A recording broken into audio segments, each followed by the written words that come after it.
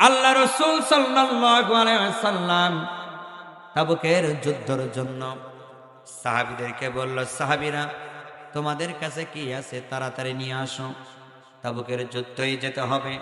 রাসূল আকরাম সাল্লাল্লাহু আলাইহি ওয়াসাল্লামের সাহাবীরা অনেক কিছু নিয়ে আসলো।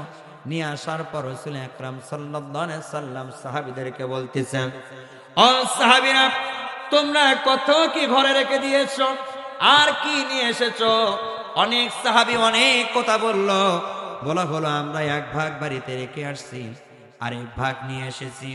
অন্য সাহাবীকে জিজ্ঞাসা করলো, সাহাবী তুমি কি নিয়ে এসেছো, কি রেখে দিয়ে আসছো? বলছে আমি এত রেখে আসছি, 5 ভাগের মধ্যে 3 ভাগ আপনার এখানে আসছি, আর 2 ভাগ বাড়িতে রেখে আসছি। আরেকটা সাহাবী বলল, ও সাহাবীকে বলা হলো, সাহাবী তুমি কি যুদ্ধের ময়দানে কি দান দিবা, কি দিবা? বলছে আমিও তো যুদ্ধের ময়দানের জন্য সমান সমান 2 ভাগ করেছি ধন সম্পত্তি।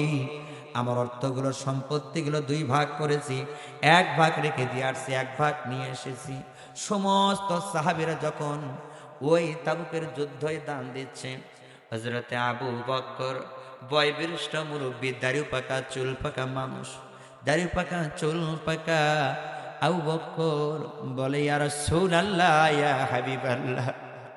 ওই সমস্ত সাহাবীরা দিল, কত কি দিল? সমস্ত সাহাবীগুলো 1 ভাগ নিয়ে আসছে, আরেক ভাগ দান দিল। 3 ভাগের মধ্যে 2 ভাগ দান দিল, 1 ভাগ রেখে আসছে। সবার শেষে আবু বকর চলে আসছে। আবু বকর এসে একটি থলে ধরে, একটি ব্যাগ ধরে দাঁড়ায় আছে। রাসূল আকরাম সাল্লাল্লাহু আলাইহি সাল্লাম বলে, তোমরা সমস্ত সাহাবীরা তাবুকের যুদ্ধের জন্য দান দিলে, কিন্তু সবচাইতে আমার প্রিয় সাহাবী হযরতে আবু বকর কই?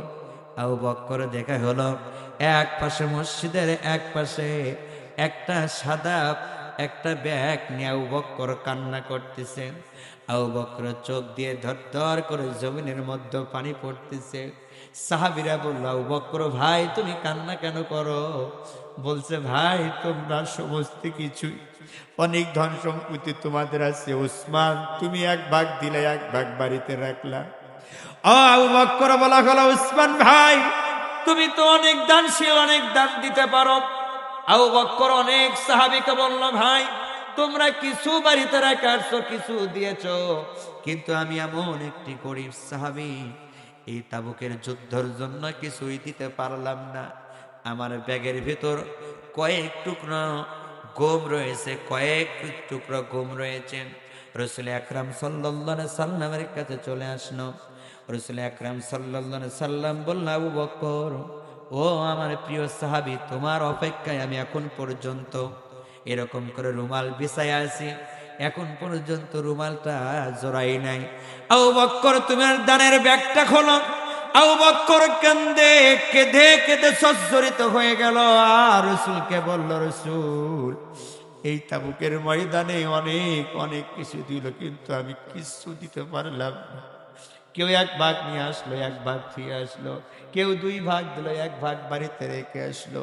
আবু বকরকে বলে, আবু বকর তোমার ব্যাগের ভেতরে কি রুমালের ভিতরে ঢালো। আবু বকর ব্যাগ শরমের কারণে আবু বকর ব্যাগটার ভেতরে, রুমালের ভেতরে ব্যাগটা ঢালতেছে না। আবু বকরকে বলা হলো, আবু বকর তুমি কান্না করো না, তুমি আগে বলো তোমার ঘরের ভিতরে কি রেখে আসছো আর কি নিয়ে আসছো তাবুকের যুদ্ধের জন্য। আবু বকর বলে, ইয়া রাসূলুল্লাহ ইয়া হাবিবাল্লাহ, আল্লাহর কসম, আল্লাহি বিল্লাহির কসম করে বলি, ইয়া রাসূলুল্লাহ আমার ঘরের ভিতরে কিছু রেখে আসি নাই।